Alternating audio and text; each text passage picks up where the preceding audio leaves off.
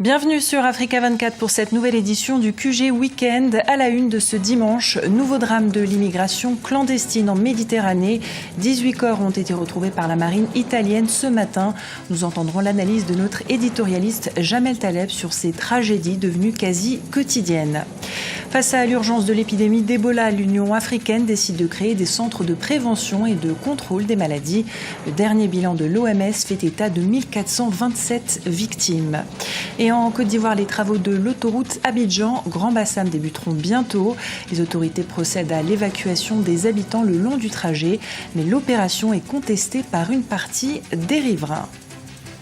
C'est donc un nouveau drame de l'immigration clandestine qui a eu lieu ce dimanche matin en mer Méditerranée. Les corps de 18 personnes ont été découverts par la marine italienne à bord d'un canot pneumatique à la dérive au sud de l'île de Lampedusa. Un scénario devenu quasi quotidien entre les deux rives de la Méditerranée.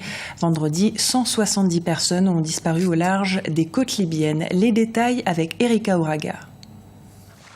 Nouveau drame dans l'immigration clandestine. Ce vendredi, 170 migrants africains ont disparu en mer au large des côtes libyennes. Leur bateau aurait sombré en mer au large de Garabouli, à 60 km de Tripoli, la capitale. Un drame qui, selon certains analystes, devrait interpeller tout le continent. Cette nouvelle tragédie qui frappe le continent africain, une de plus, est bien entendu absolument désespérante, non seulement dramatique, mais désespérante. Il ne faut pas chercher la responsabilité chez les Européens. La première responsabilité est la nôtre. C'est-à-dire que si nous ne sommes pas capables d'offrir à notre jeunesse, à notre population, un avenir qui les pousse à rester chez nous, c'est que nous avons un problème. Et donc, tous les jours, nous avons des drames de cette nature-là. Ce n'est pas le premier. Je crains malheureusement que ce ne soit pas le dernier. Les autorités libyennes sont déjà à pied d'œuvre pour retrouver les 170 disparus. Pour l'instant, 18 corps ont été repêchés. Selon l'éditorialiste Jamel Taleb, ce drame pourrait être évité. Il invite les gouvernements africains à redoubler d'efforts pour que la jeunesse africaine vive dans des conditions meilleures. L'avenir que les pays procurent n'est pas tellement suffisant pour les pousser à rester et à prendre un tel danger. C'est encore un drame supplémentaire. Il est temps qu'on se réveille. Il est temps qu'on comprenne enfin qu'il faudrait qu'on offre un avenir à nos populations et qu'elles ne se jettent plus dans la mer pour échapper ou en tout cas faire aller vers un je ne sais quel avenir qui finalement n'est pas si radieux que ça. Selon les autorités libyennes, les disparus seraient originaires du Ghana, du Nigeria, du Togo et du Libéria. Pour rappel, plus de 20 migrants avaient déjà trouvé la mort dans le naufrage d'une embarcation au large des côtes de la Libye fin juillet. En Libye, l'Assemblée libyenne sortante, le Conseil général national majoritairement composé d'islamistes annonce la reprise de ses activités en dépit de l'existence du Parlement qui l'a remplacé. Le Conseil général national va se réunir en urgence à Tripoli pour, dit-il, sauvegarder la souveraineté du pays. Cette annonce intervient après que des milices islamistes aient retiré leur confiance au Parlement élu qui siège à Tobrouk. Ils reprochent au Parlement élu d'être complice de l'Égypte et des Émirats, deux pays qui l'accusent d'avoir mené des raids aériens contre leurs combattants. Le dernier bilan de l'épidémie d'Ebola fait état de 1427 victimes selon l'Organisation mondiale de la santé. Pour répondre à l'urgence, l'Union africaine a décidé de créer des centres de prévention et de contrôle des maladies. L'UA se dit optimiste quant au développement d'un vaccin. Aminata Diak. L'Union africaine veut mettre en place sur le continent des centres de prévention et de contrôle des maladies afin d'améliorer les décisions en matière de santé.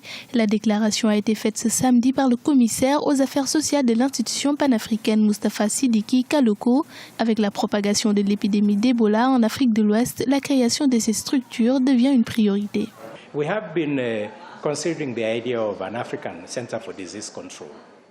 Nous avons examiné l'idée de création de centres de prévention et de contrôle des maladies mandatés en janvier par nos chefs d'État.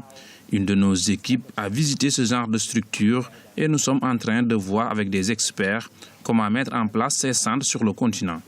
Avec la propagation de l'épidémie d'Ebola, nous allons mettre en place des centres le plus rapidement possible.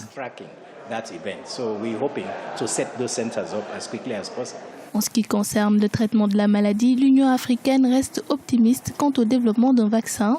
De nombreux chercheurs travaillent actuellement sur des traitements qui pourraient protéger les populations de la fièvre hémorragique. Vous savez, nous ne serons pas contre ces médicaments s'ils sont disponibles dans les zones affectées à l'heure actuelle tant que la procédure habituelle est respectée. Il est important que les patients sachent exactement ce qu'ils prennent et pourquoi nous leur donnons ce traitement. Et nous leur donnerons tous les remèdes possibles pour qu'ils puissent guérir. Ce sont les mesures que nous avons prises pour le moment. L'Organisation mondiale de la santé recense dans son dernier bilan 1427 décès dans les 4 pays d'Afrique de l'Ouest touchés, à savoir la Guinée, le Libéria, le Nigeria et la Sierra Leone. Un chiffre qui pourrait être revu à la hausse à cause de l'évolution rapide de la maladie et l'augmentation du nombre de personnes atteintes. En Côte d'Ivoire, les préparatifs des travaux de l'autoroute Abidjan-Grand Bassam suscitent des réactions. Pour libérer la voie avant les travaux, le ministère des Infrastructures économiques procède actuellement à l'évacuation des populations installées le long du trajet dans la commune de Port-Bouët. L'opération est contestée par une partie des riverains qui disent n'avoir reçu aucune indemnisation. Les détails avec notre correspondant Côte d'Ivoire, Olivier Conan. Déguerpissement sous autoprotection policière dans la commune de Port-Bouët. Un bulldozer s'attaque aux maisons et magasins du quartier à Djoufou. À chaque bâtisse qui s'écroule, s'effondrent les espoirs des résidents du quartier de sauver leurs biens immobiliers. Cette opération vise à libérer la voie pour la construction de l'autoroute Abidjan-Grand Bassam. Les quartiers de Derrière Warf, Gonzagueville, Adjoufou et le village d'Anani sont concernés par cette opération menée par le ministère des Infrastructures économiques. Les populations en colère s'attendaient à une indemnisation avant la destruction sans préavis, selon elles, de leurs biens immeubles et commerces. Donc on a signé en pensant que si on va nous payer d'abord avant de nous déguerpir. Ils nous ont dit dans nos réunions qu'on fait que si on vous paye 2 semaines après, on va vous déguerpir. On est d'accord. C'est en fonction de ça qu'on a signé les certificats. Donc on attend pour qu'on puisse nous payer et puis on va aller chercher nos coins. On nous a dit qu'il va nous dédommager avant de démolir. Bon, à nos surprises, on vient de nous casser. Ils ont dit que l'État va me donner 4 800 000 francs. J'ai dit, il n'y a pas de problème, ça m'arrange. Et pour ma femme, on dit que l'État veut lui donner, comme c'est un tout petit baraque, l'État veut lui donner 180 000 francs. Il dit, il n'y a pas de problème. Le chef de chantier du BNET, Bureau national d'études techniques et de développement, rassure les populations. Tout le monde sera indemnisé.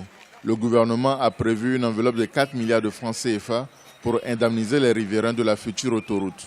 Effectivement, les populations n'ont pas été dédommagées pour le moment, mais ils ont été tous recensés. Non seulement recensés, les maisons ont été tous dévisées, donc il y a une plateforme bien élaborée pour le dédommagement de tous ceux qui sont touchés par le déguerpissement. Le déguerpissement opéré à Port-Bouët s'inscrit dans le cadre de la construction de l'autoroute Abidjan-Grand Bassam. Il s'agit de libérer la voie publique et les emprises sur 20 mètres pour permettre le démarrage des travaux du tronçon principal. Dans l'actualité sportive de ce dimanche, nous avons appris le décès du footballeur camerounais Albert Ebossé. L'attaquant est décédé samedi après le match opposant son club, la Jeunesse sportive de Kabylie, à l'USM Alger. Il aurait reçu un projectile à la tête alors qu'il regagnait les vestiaires du stade de Tizi Ouzou. Victime d'un traumatisme crânien, il a été transporté à l'hôpital avant de succomber à ses blessures peu après. Écoutez la réaction de Faisal Metaoui, rédacteur en chef du journal algérien El Watan. La mort du joueur camerounais Ebossé, 24 ans de la GS Kabylie, a choqué les Algériens aujourd'hui. Tout le monde parle, la presse notamment parle depuis des mois, pour ne pas dire des années, de la violence qui s'est banalisée d'une manière incroyable dans les stades de football, notamment pour le championnat de première division. Tout le monde s'interroge sur le rôle des services de sécurité dans les stades. Pourtant, à chaque match, surtout pour les grands matchs du championnat de première division, il y a toujours un dispositif policier impressionnant à l'intérieur et à l'extérieur des stades, mais voilà.